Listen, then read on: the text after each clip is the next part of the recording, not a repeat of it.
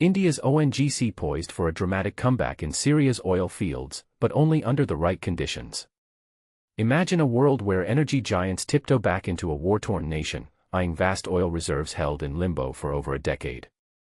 That's the bold reality unfolding with India's state-owned oil and natural gas corporation, ONGC, signaling a potential return to Syrian operations that could reshape global energy dynamics.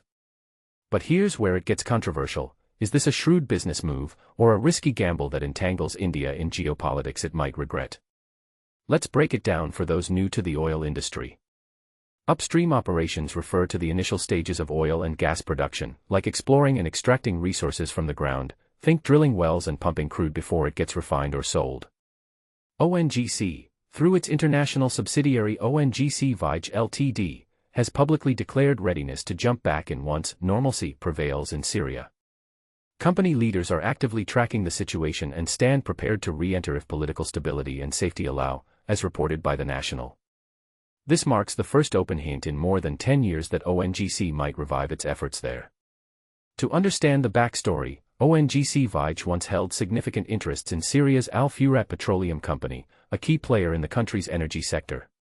However, operations ground to a halt in 2012 amid the Syrian civil war's chaos and the subsequent imposition of international sanctions. These restrictions, primarily from the US and European Union, banned Syrian oil exports, effectively freezing foreign involvement.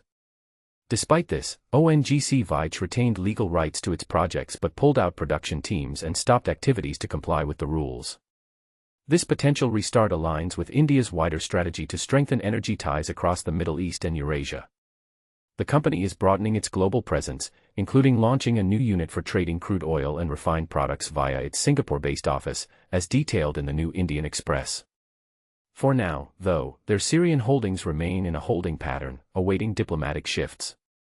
Of course, any comeback isn't a simple flick of a switch. It would need green lights from India's government in New Delhi and a loosening of the US and EU sanctions that have kept foreign investment at bay since 2012. Experts point out that India's measured approach echoes that of other Asian state-owned oil producers, who show tentative enthusiasm for rebuilding in post-conflict zones but stay guarded against the threat of secondary sanctions, those penalties that could hit companies indirectly linked to sanctioned activities. And this is the part most people miss. Syria's oil landscape has undergone a major transformation, now largely controlled by Russia and Iran. Russian companies like Stroytransgaz and Mercury LLC manage key onshore areas and export facilities under direct deals with the Syrian government, while Iranian firms handle smaller rehab efforts in central and southern regions.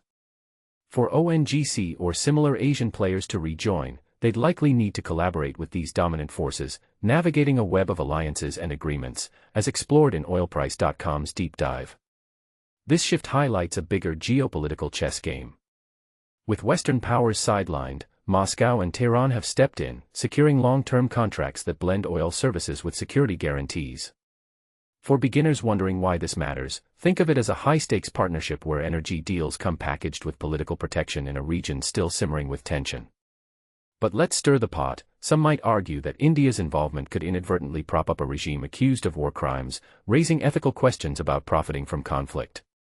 Others see it as pragmatic diplomacy, helping stabilize a volatile area through economic ties. What do you think? Does the potential for energy security outweigh the moral and geopolitical risks? Should nations like India prioritize profits over principles in such scenarios, or is there a smarter way to balance both? We'd love to hear your take, agree, disagree, or offer a fresh perspective, in the comments below. By Charles Kennedy for oilprice.com. More top reads from oilprice.com. ADNOC, oil demand to remain above 100 million barrels past 2040. Oil prices dip as EIA confirms rising crude inventories. Kazakhstan's October oil output falls 10% on Tengiz maintenance.